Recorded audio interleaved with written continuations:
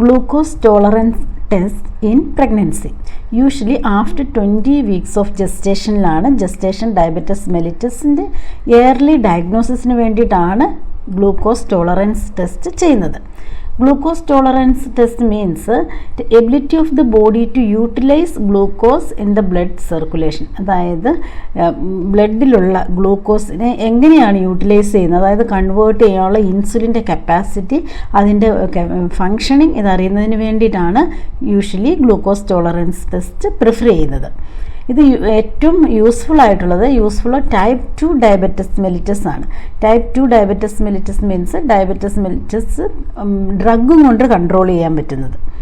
അപ്പോൾ ഇതിന് പ്രഗ്നൻസിയിൽ ഇതിൻ്റെ indications excessive weight gain during pregnancy, past history of macrosomic baby, that means more than 4 kg baby history, past history ഉണ്ടെങ്കിൽ, then miscarriage, ഇങ്ങനെ ഏതെങ്കിലും past ഹിസ്റ്ററിയോ അല്ലെങ്കിൽ എക്സസീവ് വെയിറ്റ് ഗെയിനോ ഒക്കെ ഉണ്ടെങ്കിലാണ് GTT അഡ്വൈസ് ചെയ്യുന്നത്. അപ്പോൾ എല്ലാ പ്രഗ്നൻറ്റ് ലേഡീസിനും GTTയുടെ ആവശ്യമില്ല. എന്തെങ്കിലുമൊക്കെ ഇൻഡിക്കേഷൻസ് ഉണ്ടെങ്കിലാണ് GTT യൂഷ്വലി അഡ്വൈസ് ചെയ്യുന്നത്. ഇതിൻ്റെ കോൺട്രാ ഇൻഡിക്കേഷൻ എന്ന് പറയുന്നത്, contra indication means confirmed diabetes mellitus patient with fasting blood glucose level more than 126 to 140 and post prandial glucose level more than 200. അപ്പോൾ ഇങ്ങനെ ഗ്ലൂക്കോസ് ലെവൽ ഹൈ ആയിട്ട് നിൽക്കുന്ന പേഷ്യൻറ്റിന്, especially confirm ആയിട്ടുള്ള diabetes mellitus ഉള്ള പേഷ്യൻറ്റിന് ഇത് contra indicated ആണ്. കാരണം ഈ ഗ്ലൂക്കോസ് ടോളറൻസ് ടെസ്റ്റിൽ നമ്മൾ കൊടുക്കുന്ന ലിക്വിഡ് മീൻസ് ഈസിലി ഡൈജസ്റ്റബിൾ ആയിട്ടുള്ള 75 ഗ്രാം അല്ലെങ്കിൽ 50 ഗ്രാംസ് ഗ്ലൂക്കോസ് മീൻസ് ഗ്ലൂക്കോസ് ആണ് കൊടുക്കുന്നത്. സോ ഇത് ഗ്ലൂക്കോസ് ഷൂട്ടപ്പ് ആകാനും പേഷ്യൻറ്റിന് പെട്ടെന്ന് അതിനുള്ള കോംപ്ലിക്കേഷൻസ് വരാനും ചാൻസ് ഉള്ളത് കൊണ്ട് ഈ confirmed diabetes with high glucose level contra indicated ആണ്. ഇതിൻ്റെ preparations, patient should be done on balanced diet. ഇതിൻ്റെ ഒരു 3 ദിവസം മുമ്പ് ഇതിൻ്റെ പ്രിപ്പറേഷൻ തുടങ്ങണം. യൂഷ്വലി ഒരു 3 ദിവസം മുമ്പ് 2 to 3 days prior to this test patient has to take the balanced diet, അതായത് നോർമൽ ഡയറ്റ്. അവരെന്താണോ യൂഷ്വലി എടുക്കുന്നത് ആ ഡയറ്റ് തന്നെ കണ്ടിന്യൂ ചെയ്യണം. അതിനുശേഷം എന്തെങ്കിലും കാർബോഹൈഡ്രേറ്റ് മെറ്റബോളിസത്തെ അഫക്റ്റ് ചെയ്യുന്ന ഏതെങ്കിലും ടാബ്ലറ്റ്സോ കാര്യങ്ങളോ അല്ലെങ്കിൽ മെഡിക്കേഷൻസോ ഉണ്ടെങ്കിൽ അതും ഒരു 2 അല്ലെങ്കിൽ 3 ദിവസത്തിന് മുമ്പ് സ്റ്റോപ്പ് ചെയ്യണം. Then patient has to avoid over means strenuous ആയിട്ടുള്ള വർക്കുകൾ, അതായത് നോർമൽ ആയിട്ടുള്ള ഒരു ആക്ടിവിറ്റി ആണ് വേണ്ടത്. Then fasting, of course 10 to 12 hours fasting വേണം.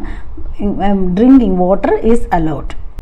The day of procedure, the procedure commences with an initial blood draw to determine the fasting blood glucose level, and same day the lady has to give midstream urine to check the glucose, presence of glucose in urine. ഇതിന് 0 hour urine sample എന്നും നമ്മൾ പറയും. അതിനുശേഷം how many means എന്തോരമാണോ glucose കൊടുക്കുന്നത്, 75 to 50 to 75 അല്ലെങ്കിൽ അതാണ് oral glucose, maximum 100 വരെ കൊടുക്കും. ദെൻ IV ആണെങ്കിൽ 25 to 50 ആണ് IV ഗ്ലൂക്കോസ് ടോളറൻസ് ടെസ്റ്റിന് കൊടുക്കുന്നത്. ഇത് ഒരു അൺഹൈഡ്രസ് ഗ്ലൂക്കോസ് സൊല്യൂഷൻ ആയിട്ടാണ്, അത് 250 to 300 ml വാട്ടറിൽ മിക്സ് ചെയ്തിട്ടാണ് പ്രഗ്നൻറ്റ് ലേഡിക്ക് അല്ലെങ്കിൽ പേഷ്യൻറ്റിന് കുടിക്കാൻ കൊടുക്കേണ്ടത്. Then we have to advise the patient or client to drink it slowly within 5 minutes, then note the time. After that collect 4, usually 2-3 ടൈപ്പിൽ ചെയ്യും.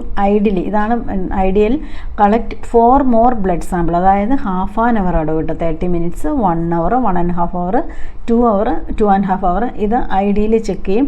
അതിനോടൊപ്പം യൂറിനും ചെക്ക് ചെയ്യും. Urine sample also has to give. But urine sample അത്രയും കൊടുക്കാൻ ചിലർക്കൊക്കെ സാധിച്ചില്ലെങ്കിൽ at least 2 urine sample എങ്കിലും കളക്ട് ചെയ്യണം. അതിൻ്റെ ഗ്ലൂക്കോസിൻ്റെ അളവൊക്കെ മെഷർ ചെയ്യുന്നതിന് വേണ്ടിയിട്ടാണ്. ഇനി ചില ഇൻസ്റ്റിറ്റ്യൂഷൻ പോളിസി അനുസരിച്ച് അവർലി ഗ്ലൂക്കോസ് ചെക്ക് ചെയ്യുന്നുണ്ട്. പക്ഷേ നമുക്ക് ഐഡിയലി ഇതിൻ്റെ പ്രൊസീജിയർ ഹാഫ് അവർലി ആണ്. How much the glucose tolerance എന്ന് നമുക്കൊരു കറക്റ്റ് റിപ്പോർട്ട് കിട്ടുന്നതിന് വേണ്ടി ഹാഫ് ആൻ അവറിലാണ് പലപ്പോഴും റെക്കമെൻഡ് ചെയ്യുന്നത്. ദെൻ എന്താണ് ചെയ്യുന്നത്, 4 എന്ന് വെച്ചാൽ ഓരോ ഹാഫ് ആൻ അവർ ഇടവിട്ടും ഗ്ലൂക്കോസ് ചെക്ക് ചെയ്യുക. ദെൻ കളക്ട് അറ്റ്ലീസ്റ്റ്, ഞാൻ ഓൾറെഡി പറഞ്ഞു, glucose is estimated in all the blood and urine sample are tested for glucose quantitatively by using suitable method. അതായത് ഏതെങ്കിലും പ്രിഫറബിൾ മെത്തേഡ് എന്താണോ അവരുടെ മെത്തേഡ്, ഇൻസ്റ്റിറ്റ്യൂഷൻ മെത്തേഡ്, അതനുസരിച്ച് 2 blood ഗ്ലൂക്കോസും urine glucose ലെവലും check ചെയ്യുക. After that, what we have to do? Prepare GTT curve by plotting time on x-axis and plasma glucose on y-axis. അതായത് graph ഒരു curve prepare ചെയ്യണം, അത് easily ആയിട്ട് interpret ചെയ്യുന്നതിന് വേണ്ടിയിട്ടാണ്. Then after that we have to, according to the graph, we have to interpret the glucose tolerance test in the report. Then how to interpret a glucose tolerance test? അതിന് പല കാര്യങ്ങളും, അതിൻ്റെ normal value we should know. In normal person, the fasting glucose level is 70 to 110 mg per dl ആണ്. Then usually following, അത് graph വെച്ച് പറയാം. ഇതാണ് glucose tolerance ടെസ്റ്റിൻ്റെ graph. ഇത് ടൈമാണ്, പ്ലാസ്മ ഗ്ലൂക്കോസ് അതും ഇത് ടൈമുമാണ്. ടൈം ഇത് 0 hour, ഇവിടെ 0 hour, then 30 minutes, 1 hour, 1.5 hour, 2 hour, ഇങ്ങനെ ഓരോ പ്രാവശ്യമായിട്ട് ഇത് പ്ലോട്ട് ചെയ്ത് പോയിരിക്കുകയാണ്. അപ്പോൾ ഇവിടെയാണ് ഫാസ്റ്റിംഗ് ബ്ലഡ് ഷുഗർ ചെയ്യേണ്ടത്.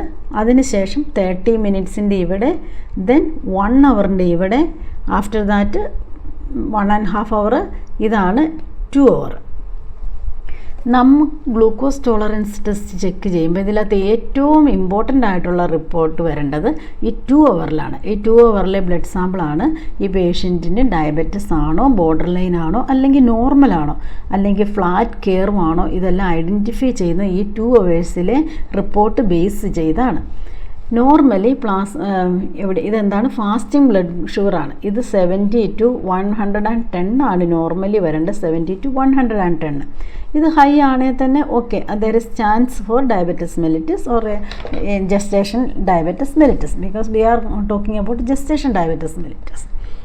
ആഫ്റ്റർ 30 minutes ഈ ഗ്ലൂക്കോസ് ജസ്റ്റ് ഈ 30 minutes എപ്പോഴാണ് നമ്മൾ ഗ്ലൂക്കോസ് കൊടുത്ത് ഇത് അബ്സോർവ് ചെയ്യുന്ന ടൈമാണ്. ഈ അബ്സോർവ് ചെയ്യുന്ന ടൈമിൽ ഗ്ലൂക്കോസിൻ്റെ അളവ് ഒരു കൂടുതലാകാൻ ചാൻസ് ഇല്ല, ഒരു 130 വരെയൊക്കെ മാക്സിമം, കാരണം അബ്സോർഷൻ ഉണ്ട്, ബ്ലഡിലേക്ക് നടന്നിട്ടില്ല, ഡൈജഷൻ നടക്കുവാണ്, ബ്ലഡിലേക്കുള്ള കംപ്ലീറ്റ് അബ്സോർഷൻ ആയിട്ടില്ല. ഇത് 1 hour ആണ്. 1 hourലാണ് ഏറ്റവും maximum peak level of glucose കിട്ടുന്നത്. കാരണം പീക്ക് ലെവൽ കിട്ടാൻ കാരണം ഓൾറെഡി ഡൈജസ്റ്റായി, അത് ബ്ലഡിലേക്ക് അബ്സോർവായി. ബ്ലഡിൽ അബ്സോർവായിട്ട് ഈ ഗ്ലൂക്കോസ് ബ്ലഡിലാണിപ്പോൾ ഉള്ളത്. അതുകൊണ്ടാണ് ഇതുപോലെ ഷോ ചെയ്യുന്നത്. ഇൻസുലിൻ്റെ ആക്ഷൻ കമൻസ് ചെയ്യാൻ പോകുന്നതേ ഉള്ളൂ. അല്ല, ഇൻസുലിൻ്റെ ആക്ഷൻ തുടങ്ങാൻ കുറച്ച് ഡിലേ ആണ്, കാരണം 1 hour എടുത്തിട്ടാണ് ഇൻസുലിൻ അതിൻ്റെ സ്റ്റിമുലേറ്റ് ചെയ്ത് ആക്ഷന് വരുന്നത്. അപ്പോൾ ഇവിടം വരെയുള്ള റിപ്പോർട്ട് എത്ര കൂടുതലാണ്, അത് ഒത്തിരി കൂടുതലാണെങ്കിൽ ഡയബറ്റിസ് ആണെങ്കിലും നമുക്ക് വേണ്ടത് ഈ 2 hourലെയാണ്. അപ്പോൾ ഗ്ലൂക്കോസ് വന്നു, ഇൻസുലിൻ്റെ ആക്ഷൻ അനുസരിച്ച് ഇത് ഇൻസുലിൻ ഗ്ലൂക്കോസിനെ കൺവേർട്ട് ചെയ്യുന്നു. അതുകൊണ്ടാണ് ഇത് കുറഞ്ഞു വരുന്നത്. അത് 1.5 hour ആകുമ്പോഴത്തേക്ക് അത് കുറച്ച് കുറയും. 2 hour ആകുമ്പോഴത്തേക്ക് 2 to 2.5 hour ആകുമ്പോഴാണ് കംപ്ലീറ്റ് ഇതിൻ്റെ ആക്ഷൻ, അതായത് കംപ്ലീറ്റ് അബ്സോർഷൻ നടക്കുന്നതും ഇൻസുലിൻ്റെ ആക്ഷൻ നടക്കുന്നതും. അപ്പോൾ ഈ 2 hourലെ എത്രയാണോ റിപ്പോർട്ട് അതനുസരിച്ചാണ് നമ്മൾ പേഷ്യൻറ്റിന് ഡയബറ്റിസ് ഉണ്ടോ എന്നറിയുന്നത്. അപ്പോൾ നോർമലിനകത്ത് 140, ലെസ് ദാൻ 140 ആണ്. ലെസ് ദാൻ 140 ഉണ്ടെങ്കിൽ നോർമലാണ്. ഈ ഫസ്റ്റ് 2 hourൽ ലെസ് ദാൻ 140 ആണ്, നോർമലാണ്. ഇനി 142 199 ആണെങ്കിൽ ബോർഡർ ലൈൻ ആണ്. പിന്നെ എന്താണ്? എബോവ് 199, ദാറ്റ് മീൻസ് 200 ആണെങ്കിൽ പേഷ്യൻ്റ് ഡയബറ്റിസ് മെലിറ്റസ് ആണ്. ഇങ്ങനെയാണ് ഇതിൻ്റെ റിപ്പോർട്ട്. അപ്പോൾ ഇതിൻ്റെ അകത്ത് നമ്മൾ കണ്ട ഇതിൻ്റെ അകത്ത് ഇതാണ് ഗ്രീൻ ലൈൻ. ഈ ഗ്രീൻ പോകുന്നതാണ് നോർമൽ. ഫസ്റ്റ് 1 hour വന്നപ്പോഴത്തേക്ക് മാക്സിമം വന്നു, അതായത് ഒരു 100 എബോവ് വന്നു. അതിനുശേഷം 1.5 hour ആയപ്പോഴത്തേക്ക് കുറഞ്ഞു. 2 hour ആയപ്പോഴത്തേക്ക് വീണ്ടും അത് പഴയ ഫാസ്റ്റിങ്ങിൻ്റെ അല്ലെങ്കിൽ അത് ഏറ്റവും കുറഞ്ഞ റീഡിങ്ങിലേക്ക് വന്നിരിക്കുകയാണ്. അപ്പോൾ ഇതാണ് നോർമൽ ലെവലാണ്. അടുത്തത് ഈ പിങ്ക് ലൈനാണ്. പിങ്ക് ലൈൻ എന്ന് പറഞ്ഞിട്ടുണ്ടെങ്കിൽ പിങ്ക് ലൈനിൻ്റെ അകത്ത് എന്താണ് വരുന്നത്? ഇതിൻ്റെ കുറച്ച് കൂടുതലാണ്. ഫസ്റ്റ് 1 hour ആയപ്പോഴത്തേക്ക് ഇതൊരു 200 എബോവ് വന്നു. പിന്നെ 2 hour ആയപ്പോഴും ഇതെവിടെയാണ് നിൽക്കുന്നത്? 140ക്ക് മുകളിലാണ് നിൽക്കുന്നത്. 140ക്ക് മുകളിലാണ് നിൽക്കുന്നത്. സോ ഇതൊരു ബോർഡർ ലൈനാണ്. ഇത് ബോർഡർ ലൈൻ എന്ന് പറഞ്ഞാൽ 140ക്കും 199നും ഇടയിലായതുകൊണ്ട് ഇതിനൊരു intermediate diabetes mellitus, there is chance ഇതൊരു ബോർഡർ ലൈൻ ഡയബറ്റിസ് മെലിറ്റസ് ആണ്. നെക്സ്റ്റ് ഈ റെഡ് ലൈൻ എന്ന് പറഞ്ഞാൽ, red line means 1 hour maximum വന്നു, 1.5 hour, 2 hour ആയപ്പോഴത്തേക്ക് ഇത് എവിടെയാണ് നിൽക്കുന്നത്? ഒരു 250 അടുത്താണ്. 250 അടുത്തായതുകൊണ്ട് ഇത് ഡയബറ്റിസ് മെലിറ്റസ് ആണ്. അടുത്തത് 1 hour മാക്സിമം കയറിപ്പോയി 350 കയറിപ്പോയി, 2 hour ആയപ്പോഴും ഇതിന് 300 അടുത്ത് 250 എബോ ആണ്, അതായത് ഇതിലും കൂടുതലാണ്. ഇത് സിവിയർ ഡയബറ്റിസ് മെലിറ്റസ് ആണ്. ഇങ്ങനെയാണ് ഇത് ഇൻ്റർപ്രറ്റ് ചെയ്യുന്നത്. ഇതിൻ്റെ അകത്ത് നമ്മൾ വിട്ടുപോയിരുന്നുകൊണ്ട് ഇതിൽ ഈ റെഡ് കളർ എന്ന് പറഞ്ഞിട്ടുണ്ടെങ്കിൽ ഇതേ ബ്ലഡ് ഗ്ലൂക്കോസ് ആണ് ആ പേഷ്യൻറ്റിനും കൊടുത്തത്. അതിന് എത്ര ഗ്രാമാണോ ആ സെയിം ക്വാണ്ടിറ്റിയാണ് ഈ പേഷ്യൻറ്റിനും കൊടുത്തത്. ഇത് ഫാസ്റ്റിംഗ് ഉണ്ട്. 1 hour ആയപ്പോഴും അത് പീക്ക് വന്നിട്ടില്ല. 2 hour ഇതിൻ്റെ അകത്ത് വലിയൊന്നും, ഇത് ഫ്ലാറ്റ് കേർവായിട്ട് പോവുകയാണ്. ഈ ഫ്ലാറ്റ് കേർവായിട്ട് പോകാൻ കാരണം ഡിലേയ്ഡ് അബ്സോർപ്ഷനാണ്. അതായത് ബ്ലഡിൽ ഗ്ലൂക്കോസ് ഇതുവരെ വന്നിട്ടില്ല, ഡിലേയ്ഡ് അബ്സോർപ്ഷനാണ്. ഇത് പല കാര്യങ്ങളും, മാലബ്സോർപ്ഷൻ സിൻഡ്രം വരും, ഹൈപ്പോ തൈറോയിഡിസം, ഹൈപ്പോ പിറ്റ്യൂട്ടറിസം, ഇങ്ങനെയുള്ള പല കാരണം കൊണ്ട് സിസ്റ്റമിക് ഡിസീസ് കാരണമാണ് ഈ മാലബ്സോർപ്ഷൻ വരുന്നത് കൊണ്ടാണ് ബ്ലഡിലെ ഗ്ലൂക്കോസും ഇൻക്രീസ് ആകാത്തത്. ഇങ്ങനെയാണ് നമ്മൾ ഗ്ലൂക്കോസ് ടോളറൻസ് ടെസ്റ്റ് ഇൻ്റർപ്രറ്റ് ചെയ്യുന്നത്.